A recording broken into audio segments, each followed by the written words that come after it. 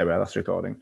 So this week, we've got a talk from Charles. So we're going to be going on about medical handovers, SBARs, obviously quite a useful skill in foundation year, something that's going to be used all the time. So I'll hand over to Charles to make a start.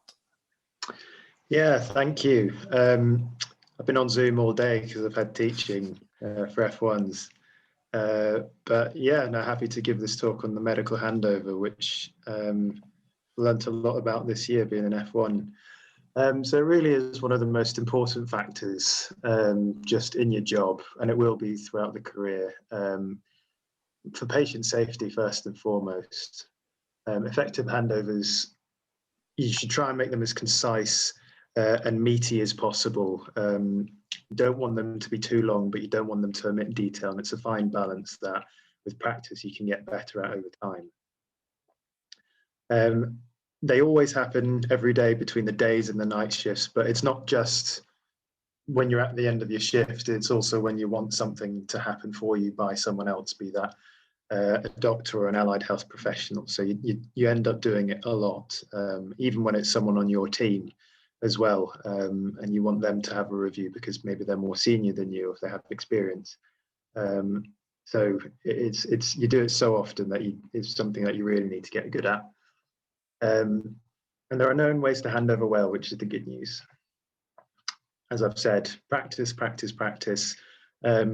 You'll see yourself getting better, but you'll also, because you're at handover with your seniors, your regs, SHOs, even consultants, you'll see how to do it. And so it's not something that I'm sure you'll struggle with, but it's something that is definitely important to get good at. And starting early is always best. So just why we hand over. Basically, we want something done or we want something chased. That's really the reason. We don't hand over every single patient in the hospital. We'd be there for hours and hours. But it's for the ones that we want something done or chased. That's primarily the main reason I'd say that we hand over. But also it's important to prioritize patients. So if it's something that's probably going to be okay, but I still need to hand it over, clearly that's not as important as an urgent investigation that unfortunately hasn't happened yet. So in order to prioritize your jobs and your patients, it's important to be able to hand over them well. Seeing the right patients, it might sound really quite silly, but actually it's really important. So making sure you give the name, hospital number, location, it just makes life so much easier, especially when you're starting at a new place and you don't really know the system too well or the hospital geography too well.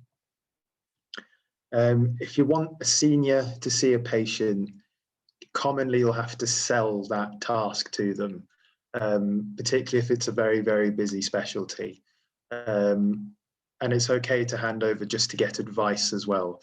And so I'd sort of see it as like I'm selling this case to you in order for you to try and do something for me.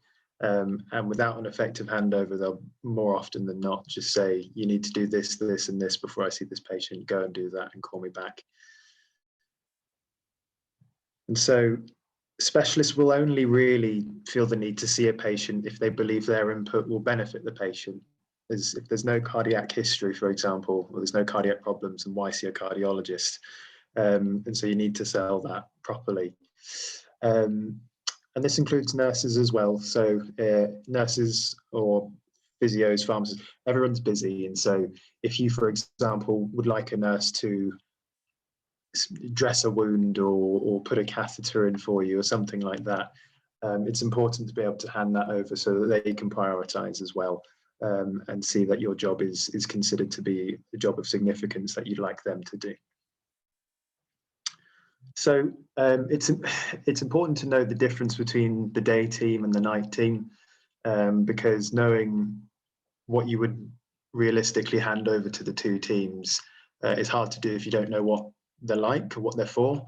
And when I was a medical student, I didn't do nights particularly often at all, or weekends or on-calls particularly often at all. So I was mostly there during the day, which can create maybe a false impression of what things are like. So the job of the day team, in essence, is to lead the inpatient management during working hours. And so that's when you have your consultants and your regs and all the other senior clinicians and nurses and so on there doing the job, finding out what is going on with the patient, what you're doing. It's also when your specialists are more likely to be in hospital. You're more likely to be able to get a hold of people during the day for obvious reasons. And so clearly for things that aren't urgent, it's best done during normal working hours, i.e. Monday to Friday between the hours of 8 to 5 if it's surgery, or 9 to 5 if it's medicine. And yeah, just getting a hold of people is so much easier during working hours for obvious reasons, because there's more people, and yeah, because they're more willing to see a patient if it's not urgent. The not on-call and night teams they're different slightly, but in essence, the job is the same, and it's to see sick patients and do urgent things. It's not to try and think of very clever, weird, and wonderful investigations which might nail that diagnosis, but even without that diagnosis, the patient's going to remain stable. If you can do that, then props to you.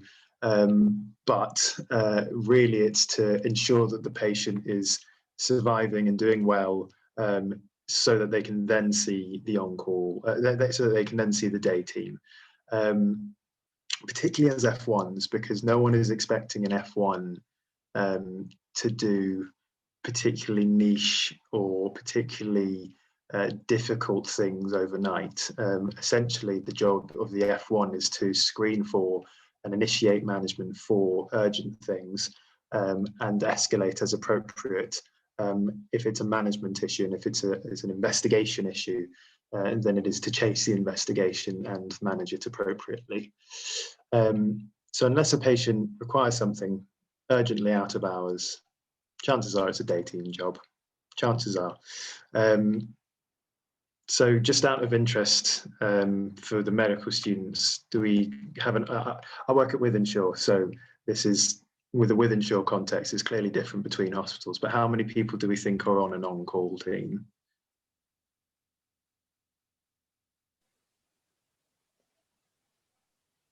Actually, I have no idea. It's not something I've ever really considered. Yeah, no, same here from before I started working, to be honest. Just yeah, have a guess.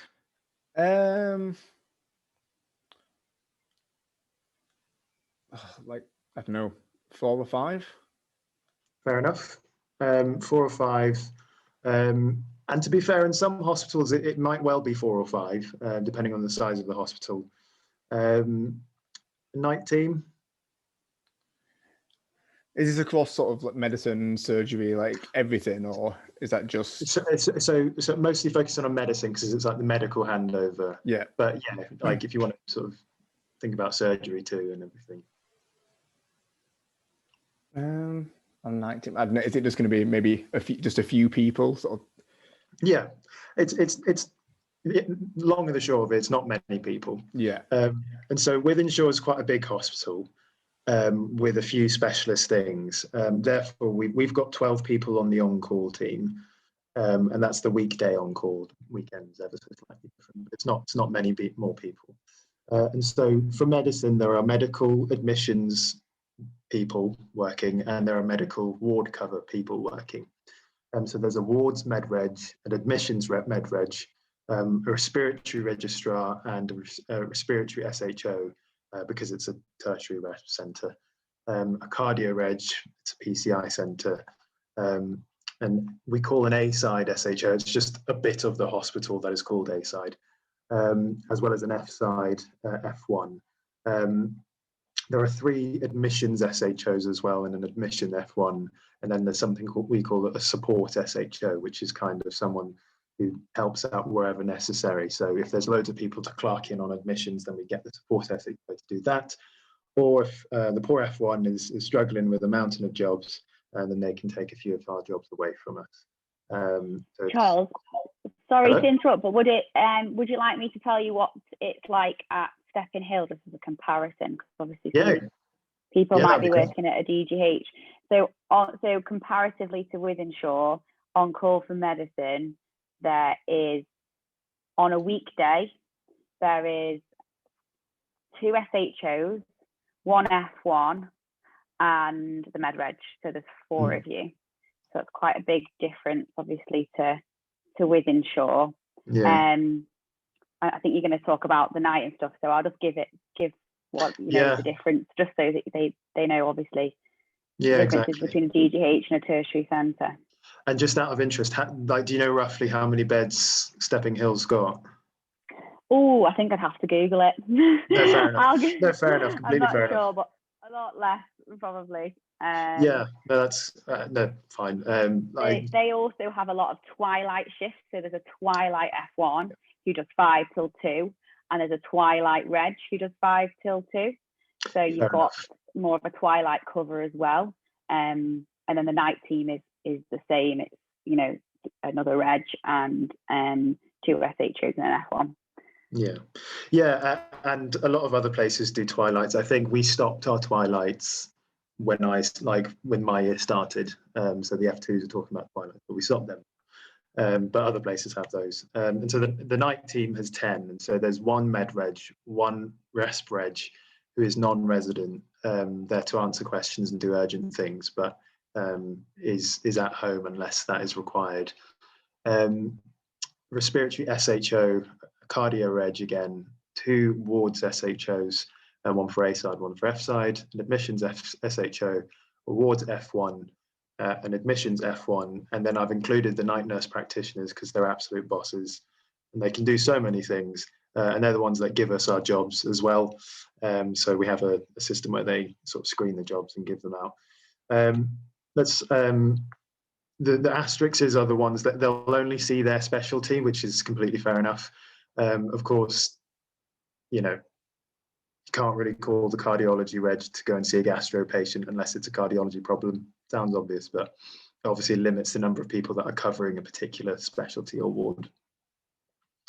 So let's not forget about a few people. So obviously ITU is its own thing and it's got its own cover.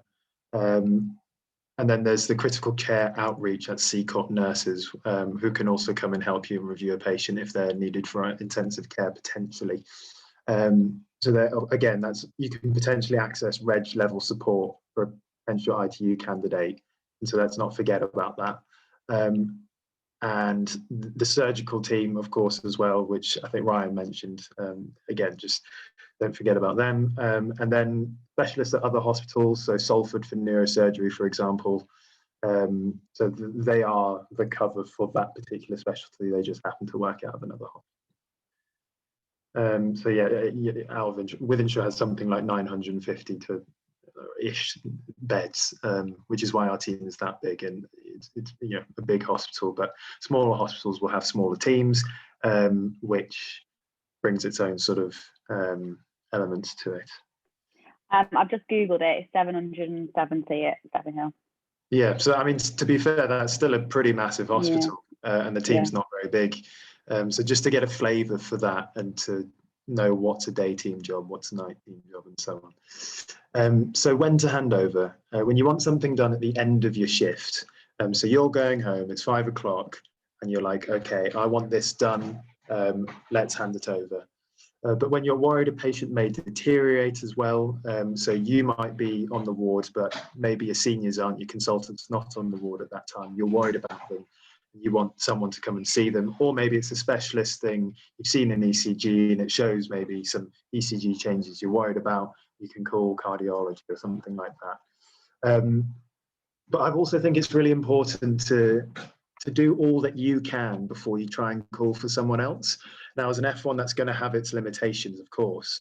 And so, but you want to have as much info as you possibly can. You might not know the patient particularly well, but you've got the notes there, and you can try and piece together a sort of small history so that the person on the other end of the phone has an idea of what's going on and can help you properly.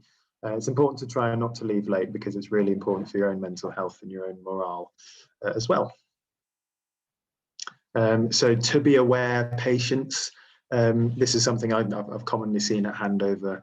So it's not just for things, for people you want things done for, but if you see a patient, start management, you see them improve, but you just feel a bit uneasy. you think they might kick off over the next 12 hours, and therefore it's best if you hand it over just on a to be aware basis. Nothing might happen, but if you've got that uneasy feeling, it's just best to do it. It also just, if you know the background and location, be like, oh yeah, I remember that guy from Handover. Oh yeah, it's this. You can just, it's just so much quicker, and it's a great help. And yeah, if they're all right, then great. There's nothing wrong with that. It doesn't mean that they shouldn't have been handed over, in my view, anyway. And if the on-call happens to be not too busy, then they might just be able to just sort of briefly check up on them and see what's going on. There's always a sort of, oh, does this need to be handed over kind of feeling. As I've said, better safe than sorry. And you'll just get to know what needs to be handed over and what needs to not be handed over. Usually, probably when you've been handed over a bunch of things that you don't need to have been handed over. And if in doubt, you're probably not going to be the only one at on the ward at 5 o'clock. So you can just ask your SHOs, regs, and consultants. I mean, for example, I think it was yesterday.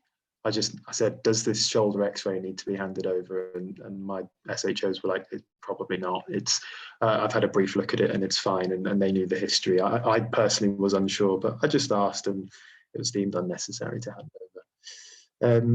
And you can go home knowing and resting that you've handed it over, and it's fine if you have, which is always good. Try not to feel guilty or silly for handing things over.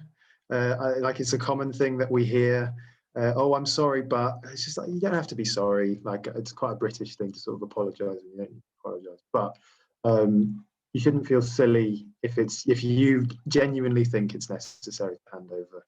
And if over time, on reflection, you think, okay, that was fine, then okay, you've learned something.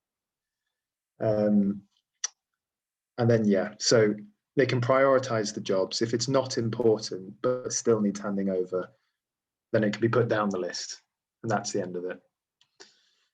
So can I just add another thing? Sorry. Yeah, of course you can. It's just something else to add in, is that also it's a really good time to ask questions. So if you've got, so especially if you're a twilight doctor, you go to handover, you know you're going to see an SHO, you're going to see a reg, you can see everybody there. You can ask a question as well if you're unsure about something. So, like what you're saying about better safe than sorry, it's always good to just, you can take any problems to that handover as well. And then the on-call team can then deal with it. Absolutely, yeah. So if for example, you happen to be covering gastro, but you're not very confident on gastro, and gastro is a commonly quite busy specialty, but you've got an SHO next to you who's got an interest maybe in gastro, and they've just done a gastro job or whatever, and you can just ask questions, and then, as you say, you just get a bit of that knowledge that you need, and of course try and learn something as well.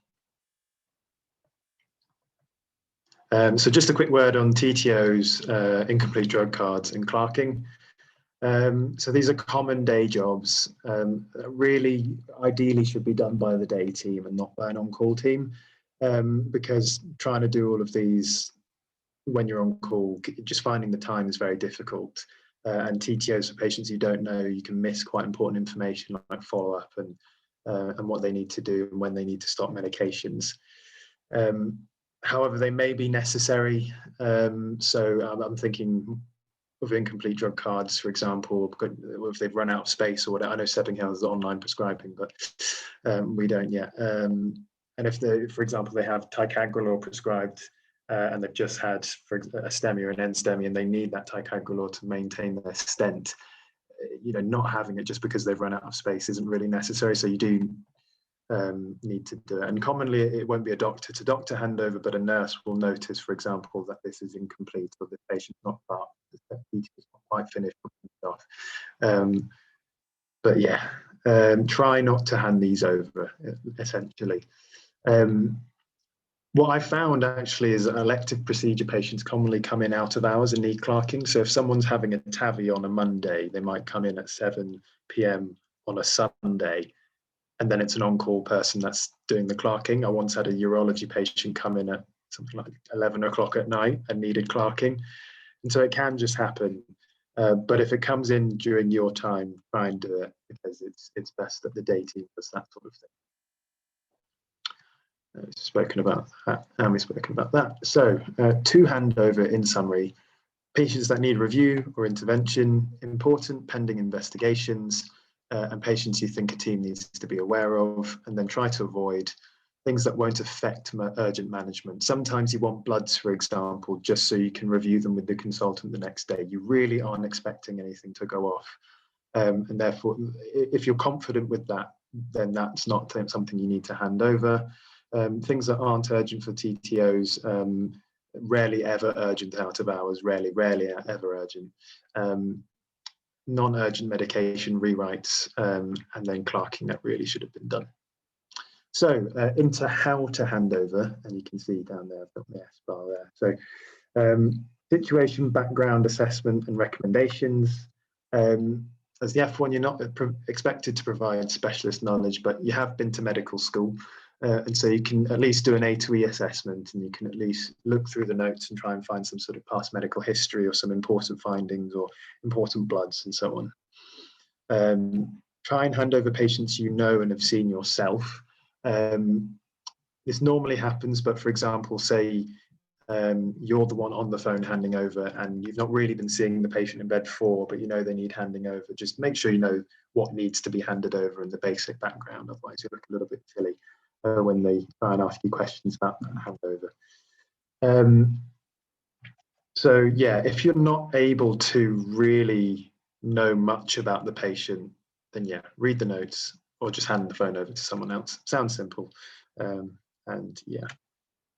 So situation, this includes who you are, the patient's name and hospital/NHS number, where they are, what you're handing over them for, and what you want the person to do specifically for you. And then the acute concerns, so what their likely diagnosis is and what your major worries are. So you think this person could be bleeding, I'm worried about it. Could you please keep an eye on their hemoglobin for this patient, Mrs. X, in bed 4 on that ward. Background, significant elements of their history. So don't have to include everything, but what actually matters for the acute concern, why they've been admitted in the first place. So perhaps their date of admission, if they've been in for a while or only yesterday, if they've had a procedure in the hospital, current medications, if it's relevant, of course, and just anything else you think is relevant to the background of that patient. So what the day team think is going on and the urgent issues are in your assessment. So this probably often ends up being the sort of meat of the of what you say. This is, I've done an A to E and found X. U scores are great, just in every possible way, and just having a U score allows you to prioritize. Okay, I've had someone on that ward with a U's of 5 and this one's a U's of 2. Okay, so the 5 probably need to be seen first, and that's absolutely great.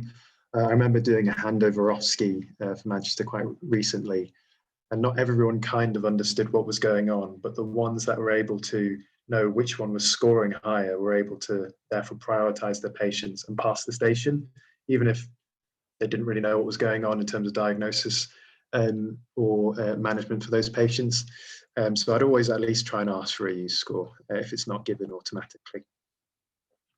Your relevant clinical information, especially pending investigations that you want seeing up, and what you've done already to manage the condition. So my favorite thing is that they've got this, they've got that. We think they might have sepsis, chest sepsis.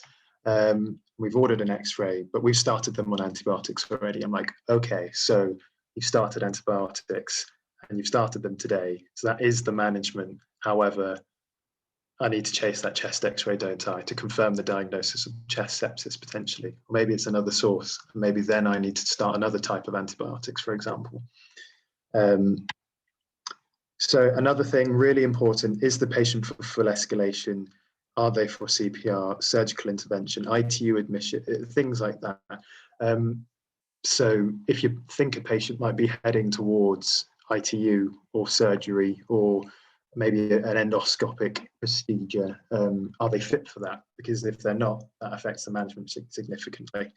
So recommendations, what do you want me to do? any suggestions for the patient's management. So we are aiming in this patient for a hemoglobin of above 100, for example. Now, normally you wouldn't aim for a hemoglobin of above 100. Your mark is 70 or 80 in ischemic heart disease, but maybe in a specific case, your consultant said, no, we're aiming for this. And so that's a really good suggestion that you might have. Clarify expectations. What do you think is going to happen in those bloods? What do you think is going to be revealed in that chest x-ray? And what might I be surprised by? So it's important to expect good handovers. And commonly, you get good handovers from doctors. Like I rarely, if ever, get a poor handover from a doctor. But your seniors are unlikely to accept poor handovers. So why should you? Your seniors will commonly ask for more information if they feel more is needed. And that's not necessarily them saying, oh, this is a stupid handover. They just need more information if they're going to prioritize and see a patient. And if you don't know the answer to those questions, that's okay.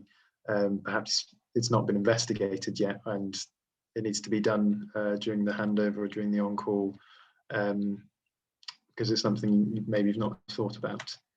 Don't be afraid to ask for more yourself. So if you're receiving a handover as the F1, maybe if it's someone more senior than you can kind of think, oh, this must be okay because I'm receiving it from an SHO or a reg. But actually, if you need more information, don't be afraid to ask for more. And all health professionals have been taught how to hand over. So everybody, like all allied health professionals and doctors have been taught SBAR. So if they don't do it, there's not really an excuse. So yes. Try not to beat around the bush. We're all tired. We've all finished or are anticipating the start of a busy shift. Give your relevant information and nothing more. And I say this, it sounds really obvious, but so many times you've got people that are talking about stuff that's just not relevant. And it means that we go home later than we should. It's just not good. And it also distracts you from the actual thing that you need to do. So that concision point I made at the beginning is really important. And then this is also really important because it makes such a difference. Having someone rude on the phone to you really can just grate on you for decent time afterwards, and it's just completely unnecessary. Prevents you from getting a bad rep as well, because that people will talk about, oh, that person's not very nice, blah blah blah. It's just not something you want, especially as an F1 or a junior member of staff. So after all that, I've prepared a few scenarios and I've tried to either make them pretty much exactly what has happened to me, or I've kind of taken a few elements from a number of cases and put them into one to make some scenarios to work through. So the first scenario is actually something that I had last weekend. So you're bleeped to take a handover from another F1. Your colleague says that she is from the gastro ward and hands over an 88-year-old gentleman, Mr. G. Astro, in bed 8, hospital number 1234567 8. He has metastatic biliary tree cancer, diagnosed with an ERCP, which was found to be actively bleeding, but he is stable. Today at 10 to 5, he became tachycardic and hypotensive, unfortunately, but was treated with IV bolus fluids and bloods were taken.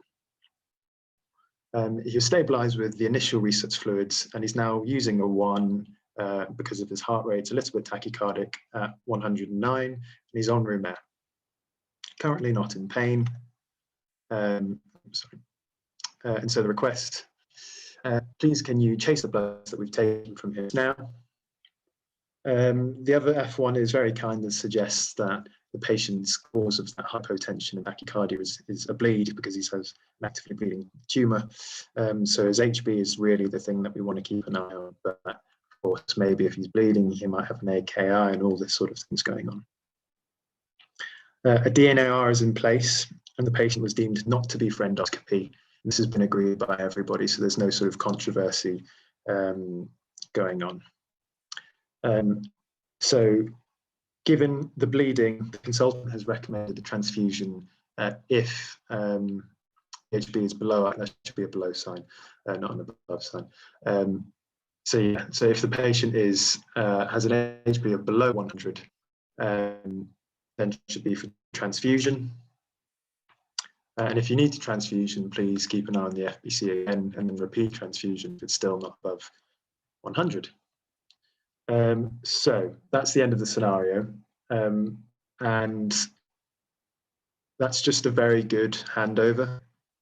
There's nothing more to it. It has all the information that you could want, and it was able to be done in 2 slides worth of information. You know what you need to be doing, you know the background of the patient, patient kicks off again, you know that it's probably due to a bleed, and therefore you know what you need to be doing.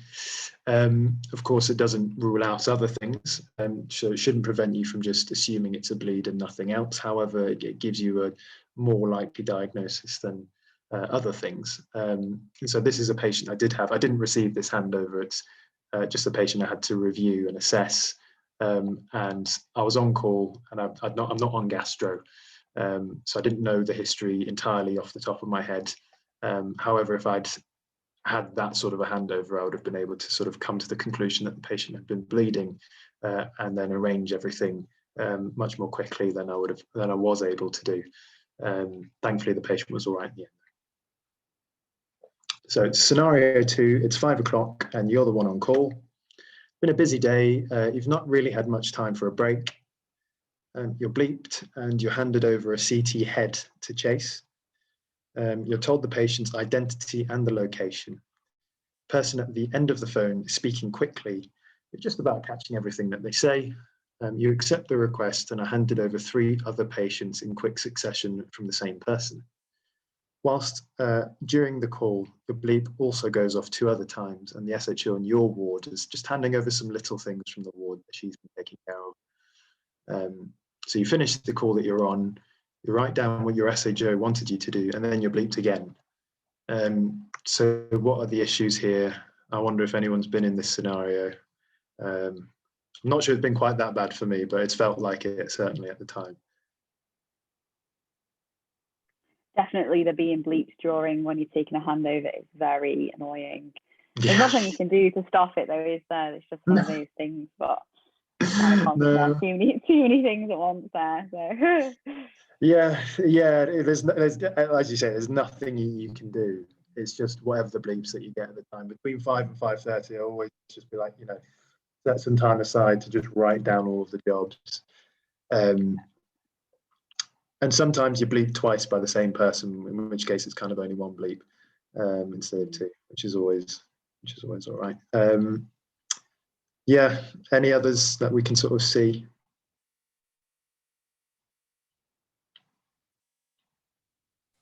I think so. I mean, you're just sort of destined to miss things, aren't you? If there's that much being handed over at the same time with so many things, and I guess just the chance of you associating sort of some bits of the handover with the wrong patient because you've been handed so many at once. I just imagine that's absolutely babbling towards a disaster. Yeah, no, exactly. You're gonna, unless you're super on it, and you're probably not because it's been a long day and you've not had much of a break. It's just really difficult to be organised, and so just having your own sort of system and staying organised is really important. Not helped by the fact that your SHO started to hand over during another handover, but also the CT head, because of everything is going so quickly, you don't know what the CT head's for, why the CT head's been requested. Is it an urgent CT head? How is the patient now? Is the patient likely to have the CT head within your shift because it's between 5 and 9? So it's really difficult to prioritise the job. And I suppose you want to know if they rang CT, if they going for a CT, have they held any medications because they're waiting for the CT results? There's so much more information you want to know. Absolutely. Because if it's a CT because they've hit their head and they meet the criteria for a non-urgent CT head, then you think, okay, and the patient's fine.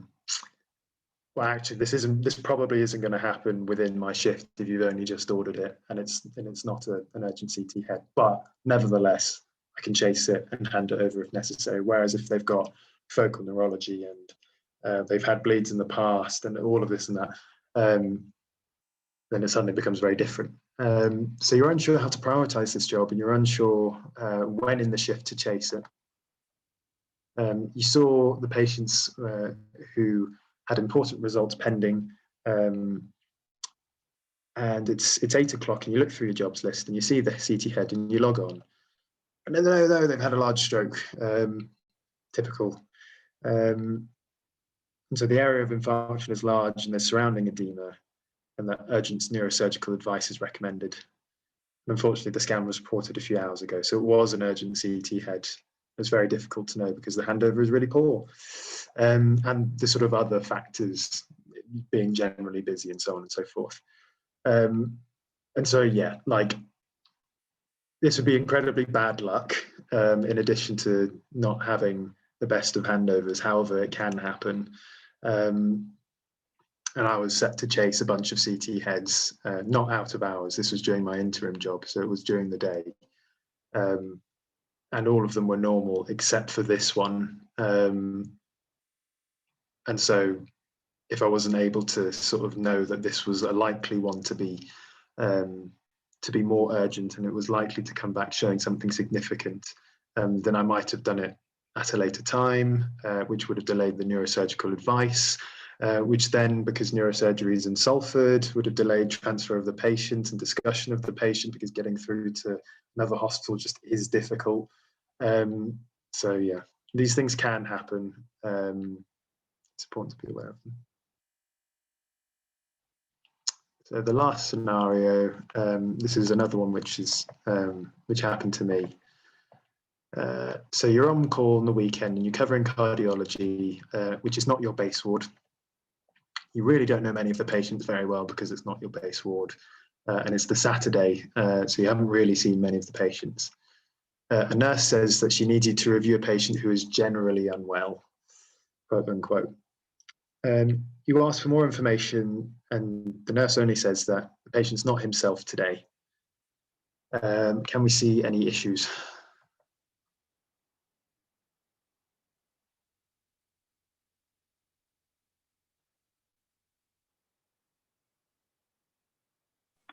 Well, it's incredibly vague, isn't it? Yeah, that's what I was going to say. Then there's just no information to it. Yeah. There's no structure. Yeah, and if you don't know the patients very well yourself anyway, then you don't really have any context to be able to apply to any of it. Exactly. I was quite busy on this weekend, and I was very tempted to just say, they're in hospital, so of course they're generally unwell, kind of by definition, and they're not going home. But and this is, if you don't know the patient, then this is a completely useless statement, because I don't know what he normally is like. And so I tried to just get more information, but I wasn't really getting anywhere. And so I had to review the patient, because the thing is, if you don't go and review the patient and it turns out there's something really bad going on, you'd be none the wiser, because you've not really got any information. And so managing the scenario, it's, of course, if you've got other things to do that are really urgent, of course, it shouldn't just take priority over that. However, it can maybe go above some other things. And this is why knowing the EWS score is really important, because that can immediately tell you, actually, this patient isn't as sick as all of these other patients. Perhaps it's not as urgent as this patient that needs to go home right now, or this urgent medication. So whatever it is, I have no idea what it is. It's not of absolute acute concern at the moment if the use score is okay, or indeed unchanged compared to what it normally is. That doesn't mean they're not unwell. It doesn't mean they won't become unwell, but it gives you that context, and it's something that is just super easy to just go and get. And if maybe they haven't had any OBS in a few hours, you just request a set of OBS, and there we go. It was challenging. The ward was very busy, so it's just some context. The cardiology weekend on call is supposed to be from 9 to 5. It's got a consultant, a reg, and an F1. It's got 3 wards, one of which is a CCU, so coronary care unit. So like some quite sick patients there needing urgent discharges commonly. So many of the patients are unwell. So finding someone who's generally unwell is not surprising at all. But they may indeed be your sickest patient. You don't know. So I didn't know him. We hadn't seen him on the ward round because he wasn't really necessary to see on the ward round. I had a look through his notes, and he'd suffered an out-of-hospital cardiac arrest and developed hypoxic brain injury. So he was generally unwell in this scenario because he'd suffered an aspiration pneumonia. And so therefore needed to be made nail by mouth, have an NG inserted for urgent medication and antibiotics, as well as a chest x-ray, which I had requested and confirmed that aspiration pneumonia. So actually a fairly sick patient, and the reason he was generally unwell is because with the hypoxic brain injury, he was alert. So I'd say his GCS maybe is 14 with -1 point because he wasn't sort of talking in sentences that made sense. But that was his baseline. But he's not able to tell you what's wrong with him, which made the handover more difficult. But of course, his swallow is probably not as safe as it could be, and therefore aspiration pneumonia was high up on my list. And yeah, this therefore requires quite a lot of work, because putting in the NG in someone that's often quite difficult, but someone that's not necessarily able to understand why they need the NG, they're just maybe going to struggle. Thankfully, he was actually quite an easy NG tube to insert, so that was okay. But choosing your antibiotics is just important. And of course, it's a patient that needs to be handed over as well to the night team or the on-call team, because this patient is becoming well. So that's my lot. Thanks for coming and listening. I hope it's been all right. Yeah, thank you very much for that. It was nice just, to sort of see good and bad. Sort of a nice mix of sort of scenarios with that, which I imagine, as you say, if these have all happened to you, then I imagine they're sort of quite common, general across our first couple of years. Well, even beyond that as well. Yeah, it's. I thought it's realistic because it has happened, or / has maybe not happened, but it's been adapted.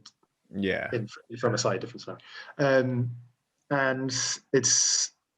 I guess as a med student, you don't get as much practice of it, because why would a med student had something over? Yeah, our handovers are always sort of quite arbitrary, and just to sort of get a sort of a sign off or a tick box exercise where they're always far longer than I imagine they ever need to be, because you're supposed to hand over all the information. But I imagine in a real scenario, it's more just, as you say, handing over the relevant bits of information. Yeah, exactly. And which is why, I suppose as a med student, you do case presentations more often. Yeah. Which is kind of the same thing. And it just gets you used to, because not everyone is used to performing and speaking in front of people. And sometimes you've got a whole room of people. It's a bit nerve-wracking, and you've got maybe a consultant there and a register. And so that can just be quite nerve-wracking as well, even though it's not supposed to be. And no one's making it that way. It just is. Which is why practice is really important. Yeah. I think that's sort of the best thing you can do, is just get used to it. I imagine it's sort of a sink or swim exercise of just get involved and then learn from your mistakes more than anything. Yeah, it's just the best way to learn as well, unfortunately. Do you sort of tend to have, I don't know, I know from speaking to some sort of doctors, especially in sort of A&E and things, when they do a lot of handovers for wanting referrals, they have sort of set lines that they like to say that will pretty much guarantee that they're going to get the doctor to come down. Is that something that people tend to use quite a lot, of sort of set phrases that they know people then sort of can't refuse a handover? Yeah, obviously if it's dishonest, you should only do it.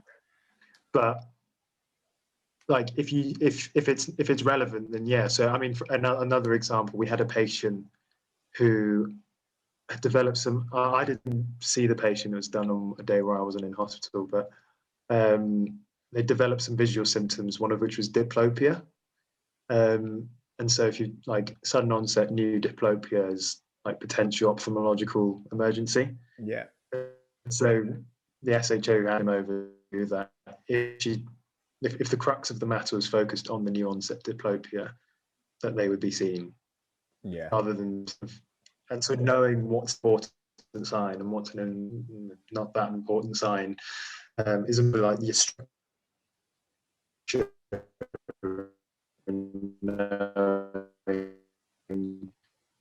Oh, I think your internet is that. I don't know if it's why this specialty, particularly ophthalmology, which is also my connection's unstable. All right, sorry. Yeah, sorry. The last sort of a couple of sentences cut out a little bit. I think you're fine now. Oh, okay.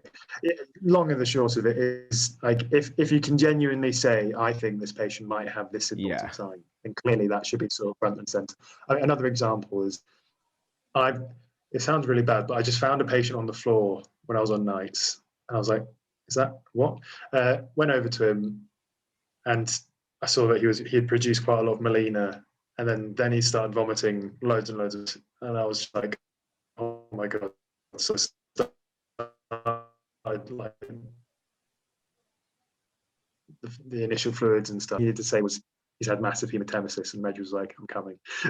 Yeah. So, that's if you want to guarantee yourself, like, it's that concision point as well, and knowing what's important, what's not important. Yeah. Ahmed has in the chat thing, Earl of Wisdom. So one medical note, really important. In particularly complex patients, definitely. Sometimes, for example, you might have patients that are in hospital so long, and what they came in with is now resolved. And all other things that we've realised which have kept them in hospital, and so it can be a bit of a mission, handing them over and like going through the notes and seeing what's wrong. Yeah. One of the best, just as a side point, one of the best things we can do, like, for noting is, instead of just saying, like, history noted, is saying, like, okay, what are the current issues? Because they came in with a fall, the fall's fine, but actually, unfortunately, they developed X, Y, and Z. Okay, now the current issues, instead of the fall and the painful fall, is the actual current. Yeah.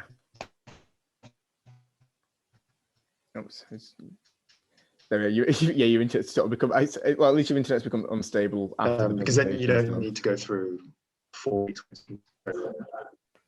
Yeah, your internet's sort of cutting in and out. But so just thank you very much. I think he did well to get through the whole of the session now. He can't even string a sentence at the moment. Yeah, I don't know why it's suddenly done that now. I've put a feedback form in the chat to everybody, which I think should work for today's session. Brilliant, thanks, Ryan. No worries. So I've put that in. Thanks, Charles, so much for doing it as well. Yeah, thank you very much for that. It's been my pleasure. Really helpful. Perfect. I don't know if James or Sari's got any questions or anything, but are they? What's this all about? Thanks, Charles. Oh, you can tell you're on the same internet. Yeah, if you want me to send slides and stuff.